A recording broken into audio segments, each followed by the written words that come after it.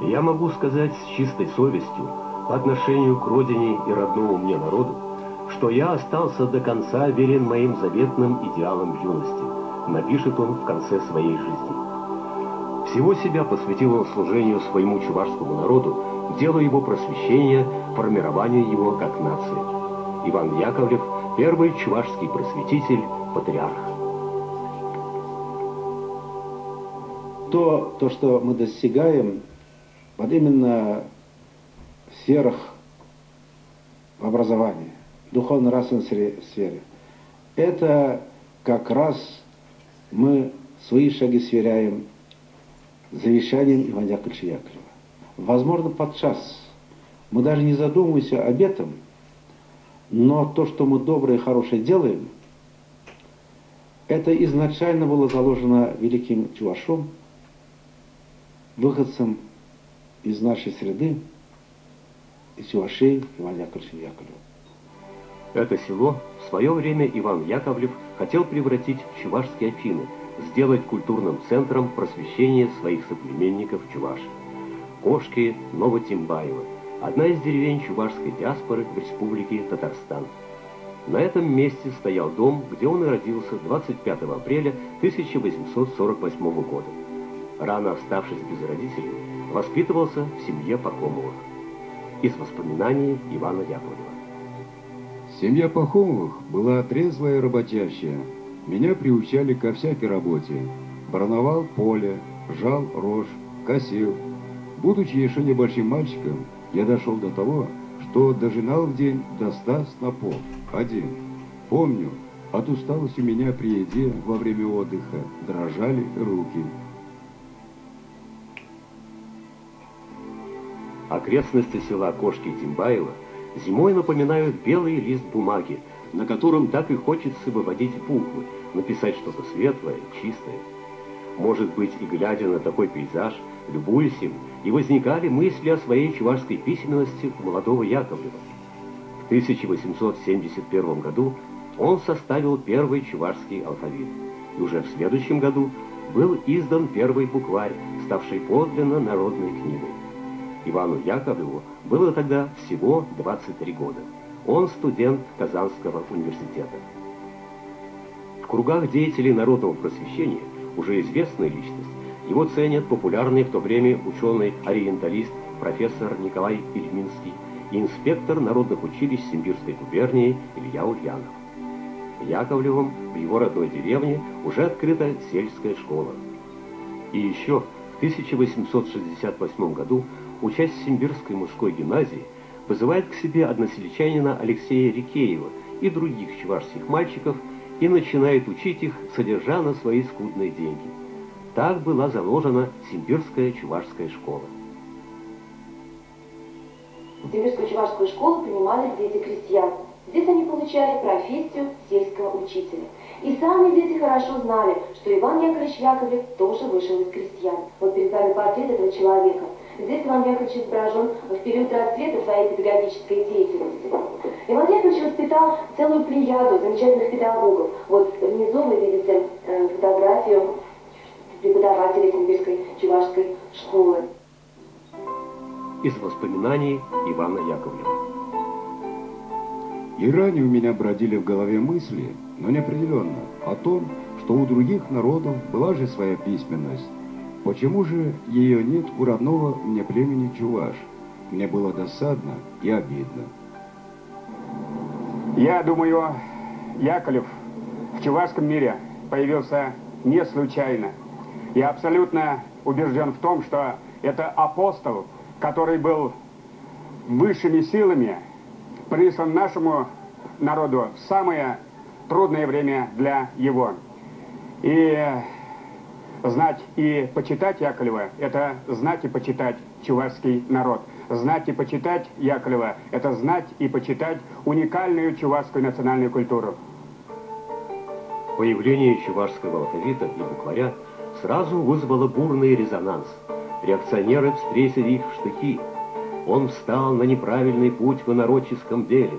Господин Яковлев в деле образования чуваш задался мыслью чувашский язык сделать языком книжным. Нападок на Яковлева было много. И не только в начале его деятельности. По сути, вся его жизнь прошла в борьбе. Его обвиняли в сепаратизме и национализме, а некоторые деятели, наоборот, писали, что яковлевская политика для чувашского народа обрусительна.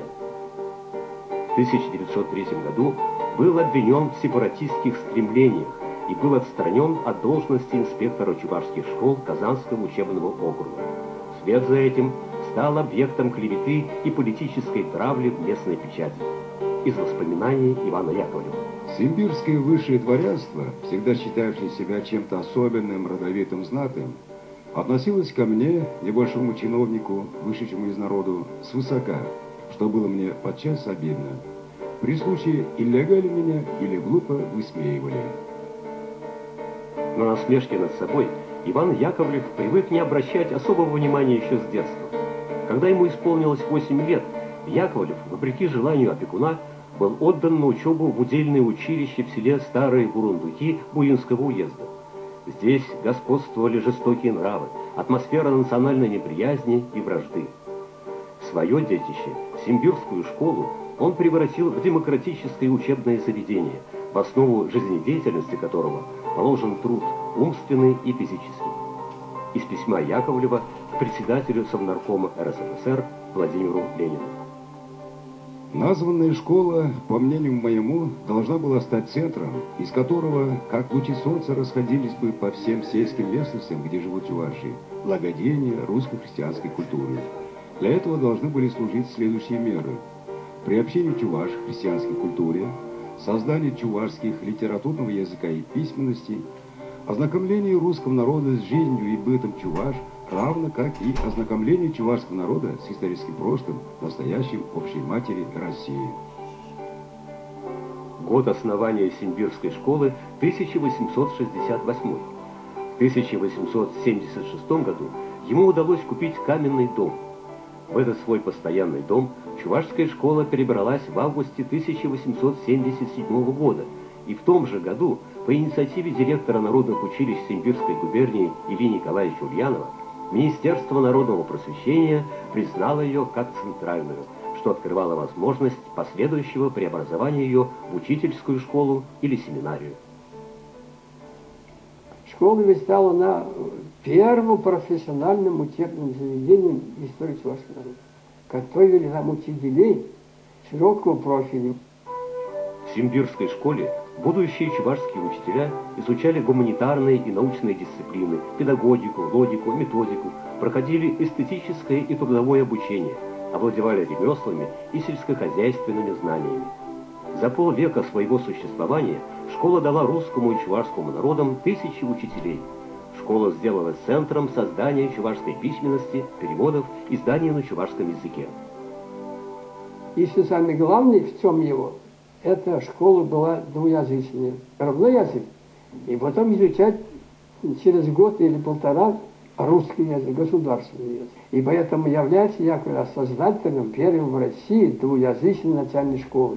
Яковлев создал таким новый тип начальной школы. Именно двуязычная, национально-русская. Это понравилось, конечно, наверху, министру просвещения Толстому Дмитрию Андреевичу. Он его поддерживал. Школа Ивана Яковлева и его деятельность обеспечили интеллектуально-культурное развитие народа, зарождение и развитие чувашской художественной литературы, возникновение зачатков национального музыкально-театрального и изобразительного искусства.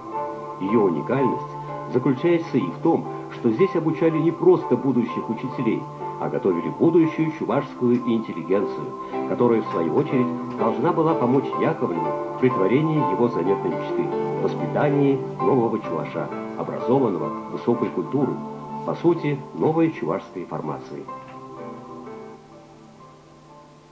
Я думаю, школа могла стать, может быть, лучшим учебным заведением мира, даже, может быть, сравнивать не с чем, не с кем. И самого Яковлева, и его школу. Удивительная школа, универсальная. Все там было. Все. Вплоть до приюта, монастыря, община женская. Около Яковлева вся нация фактически собралась. И я думаю, что его мечта в Сорбонну посылать, в Берлинский университет, Карлов университет, Прагу. Деньги уже были, и он, 5 человек талантливых посылать в Кембридж, Оксфорд. Наверное, они бы создали, когда вернулись. Они все возвращались. А потом ведь многие не знают последствий деятельности Яковлева и деятельности его учеников. Что такое Яковлев для чувашской культуры? Культуры в самом широком смысле этого слова, да? Мне кажется, это вообще вот краеугольный камень. Вообще краеугольный камень всего. Это столб и глыба, на основе которого зиждется, собственно, все. И чувашский язык как таковой, потому что мысли формы приобрели визуальное выражение в виде букваря. И на основании этого расцвела литература, на основании этого появилось искусство, на основании этого появился чувашский кинематограф, в конце концов. И на основании этого появилась религия Чувашии, новая, здесь много можно спорить, но она появилась, и появилась религия как новая культура, опять-таки, огромный пласт и людей, и понятий, и мировоззрения, и образа жизни. Чуваши и православие, христианство – еще одна грань деятельности Яковлевской школы. Докладная записка попечителю Казанского учебного округа Петру Шестакову от 22 декабря 1870 года. В своей записке Яковлев пишет, что есть опасность исламизации чуваш и с тем самым исчезновения их как народность. Указывает, что процессу исламизации и отатаривания чувашей не может противостоять языческая идеология. Поэтому необходимо прививать чувашам православие путем церковной проповеди и школьного обучения на родном языке. Вот в это время появляется такая мощная фигура, сильный человек Иван Яковлевич Яковлев. Начинает переводить прежде всего, Священное Писание, послания апостолов, Евангелие, и Апокалипсис, и Псалтирь, и богослужебные книги. В богослужениях, которые сейчас мы используем чувашские переводы, до сих пор мы используем только перевод Ивана Яковлевича Яковлева. Я хочу сказать, Иван Яковлевич Яковлевич сохранил наш этнос, чувашский народ. Я верю, я надеюсь, Господь его за его деятельность, за его труды, идею просвещения чувашского народа, Господь упокоил души его селениях праведно. Миссионерская деятельность и христианская пропаганда Ивана Яковлева и ныне вызывают много споров у чувашской интеллигенции. Мол, чувашская идея получила бы другое воплощение, в язычестве чуваши сохранили бы более яркую самобытность, своеобразие. Но, как сам патриарх определил, в то время самосознание, духовное состояние народа, то после насильственного обращения в христианство чуваши находились в полуязыческом, полуправославном состоянии. Из воспоминаний Ивана Яковлева. Выйдя из гущи чувашского населения и восприняв в учебных заведениях русско-православную культуру, я был глубоко убежден, да и теперь, на старости, остаюсь при том, что только народно-трудовая школа, проникнутая духом русского народа, может вывести родной мой чувашский народ из духовно-нравственного тупика, в который он был безнадежно загнан ходом истории. Яковлев организовал свою школу, опираясь на систему просвещения инородцев профессора Николая Илибинского.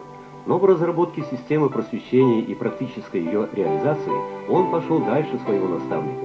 Просветители нацменьшинств Поволжья и Приуралья в своей деятельности и в дальнейшем уже применяли опыт чувашского патриарха.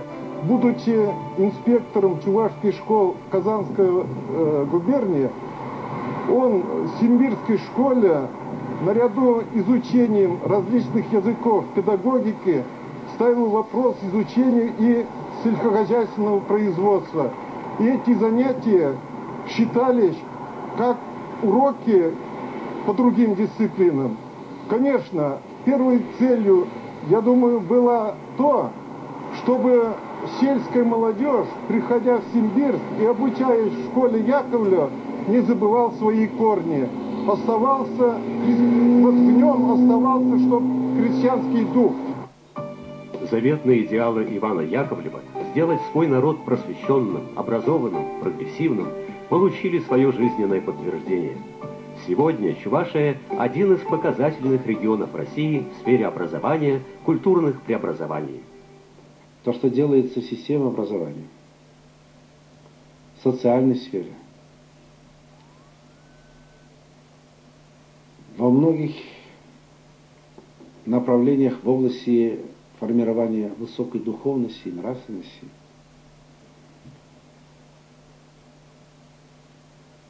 претворяются идеи и мысли Ивана Яковлевича Яковлева.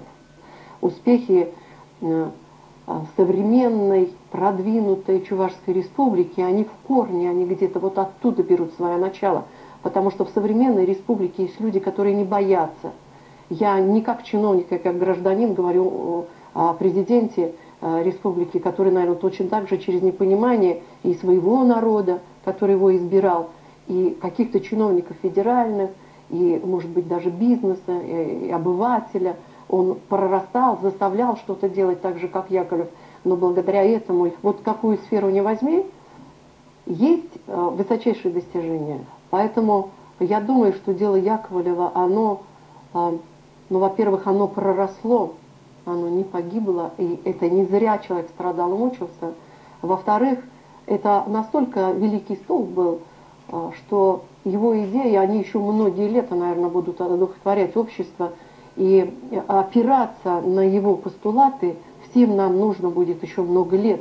Яковлев – это столб нашей духовности. Иван Яковлев подарил чувашскому народу алфавит и букварь. Из букв можно составить слово, а в начале всего было слово.